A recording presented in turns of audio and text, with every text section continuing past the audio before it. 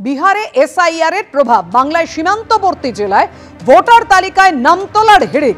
গত 7 দিনে সীমান্ত এলাকায় ভোটার কার্ডের জন্য আবেদন বেড়ে দ্বিগুণ হয়েছে। নির্বাচন কমিশন সূত্রে এমনই খবর। কোচবিহার, মালদা, মুর্শিদাবাদ, উত্তর দিনাজপুর, উত্তর 24 পরগনা, দক্ষিণ 24 পরগনা, নদিয়ায় একেবারে আবেদনের হিড়িক পড়ে গেছে। বিস্তারিত জানাবেন আমাদের প্রতিনিধি রুমা পাল। রুমা, হঠাৎ করে ভোটার তালিকায় নাম তোলার জন্য এত তাড়াহুড়ো, এত হিড়িক কেন? দেখো, প্রথমেই বলে রাখি যে এই মালদা, মুর্শিদাবাদ, কোচবিহার, উত্তর দিনাজপুর, উত্তর 24 পরগনা, দক্ষিণ 24 পরগনা, নদিয়া, এই যে সীমান্তবর্তী জেলায় এই যে এলাকাগুলিতে এখানে গত 7 দিনে প্রায় 75,000 ভোটার কার্ডের আবেদন এসেছে। সেক্ষেত্রে হতে পারে যেটা মনে করা হচ্ছে যে এটা আশঙ্কা থেকে, কারণ বিহারে যেভাবে এসআইআর হচ্ছে এবং বাংলাতেও এসআইআর হবে এমনটাই জানা গেছে। সেক্ষেত্রে সেই প্রভাবের ফলে কিন্তু মানুষের মধ্যে একটা আশঙ্কা জন্মেছে, সেই জন্য নতুন ভোটার কার্ডের জন্য কিন্তু এখানে আবেদন জমা পড়ছে। এবং সেটা এজ গ্রুপটা হচ্ছে তোমার 18 থেকে 45 বছর পর্যন্ত কিন্তু এই এজ গ্রুপ রয়েছে। এবং সেক্ষেত্রে অবশ্যই এই ভোটার কার্ডের নাম তোলার পাশাপাশি কিন্তু এই আবেদন অবশ্যই খতিয়ে দেখা হচ্ছে। নতুন ভোটার কার্ড যেমন তৈরি করা হচ্ছে এবং অনেকটাই এই প্রবণতা কেন সেদিকেও কিন্তু নির্বাচন কমিশন সেদিকেও খতিয়ে দেখছে বিষয়টা। যেহেতু দেখো, এই ধরনের আবেদন সাধারণত 25 থেকে 30 হাজারের মধ্যে থাকে এই সীমান্তবর্তী এলাকাতে, এরকমটাই জানা যাচ্ছে। তবে গত 7 দিনে কিন্তু বৃদ্ধি পেয়েছে দ্বিগুণ।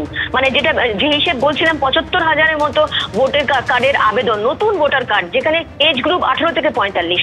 অবশ্যই এটা এসআইআর এর প্রভাব, একটা আশঙ্কা রয়েছে। অন্যদিকে যাতে ভোটার কার্ড সঙ্গে সঙ্গে তৈরি হয়ে যায় সেরকম একটা মানুষের ভাবনা রয়েছে।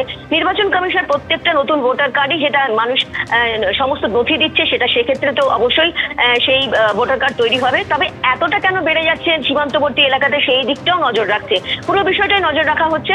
যেহেতু গত 7 দিনের মধ্যে এই প্রবণতাটা বেড়েছে, পরবর্তীতে অবশ্যই নির্বাচন কমিশন কেন প্রবণতাটা বাড়ছে এবং প্রবণতা বাড়ার সঙ্গে সঙ্গে কতটা এবং এই ভোটার কার্ড আবেদনের ক্ষেত্রে কতটা অবশ্যই জেনুইন ব্যাপার রয়েছে, সেই বিষয়টা কিন্তু খতিয়ে রাখা হচ্ছে। ধন্যবাদ তোমার। ভোটার তালিকা সংশোধন হলে তৃণমূল 70টা আসনও পাবে না, দাবি মিঠুন চক্রবর্তী। বেছে বেছে কাউকে বাদ দেওয়া হচ্ছে না, বেছে বেছে যারা এসেছেন তাদের বাদ দেওয়া হচ্ছে। এই সংশোধন শেষ হলে তৃণমূল 70টা আসনও পাবে না, আক্রমণ বিজেপি নেতা মিঠুন চক্রবর্তী।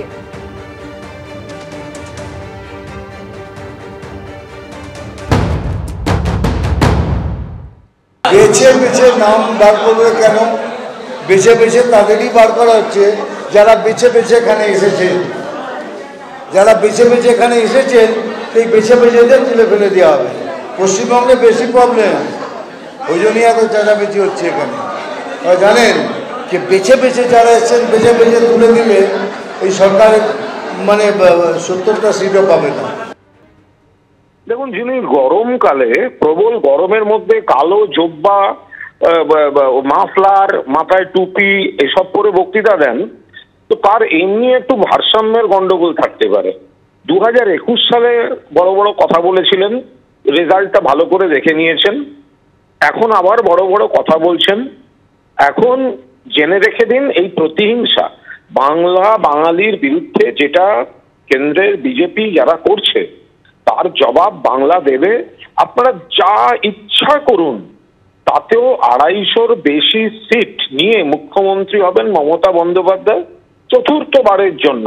আর মিঠুন চক্রবর্তী 21 সালে উনি যা করেছেন, বড় বড় কথা বলা, একটা আস্ত বিশ্বাসঘাতক গদ্দার, যে মমতা বন্দ্যোপাধ্যায়কে বলেছিল রাজ্যসভায় মমতাদি পাঠাবার পর, যতদিন বাঁচবো আমার বোনের প্রতি কৃতজ্ঞতা থাকবে, বিভিন্ন মামলায় জড়িয়ে মোদির পায়ে ধরে বাঁচতে গেছে। তো সেই গদ্দার আর এই গরমকালে গরম জামা কাপড় পরে যে পাগলের মতো বক্তৃতা দেয়, তার কোনো রাজনৈতিক গুরুত্ব, রাজনৈতিক কোনো ইম্প্যাক্ট নেই।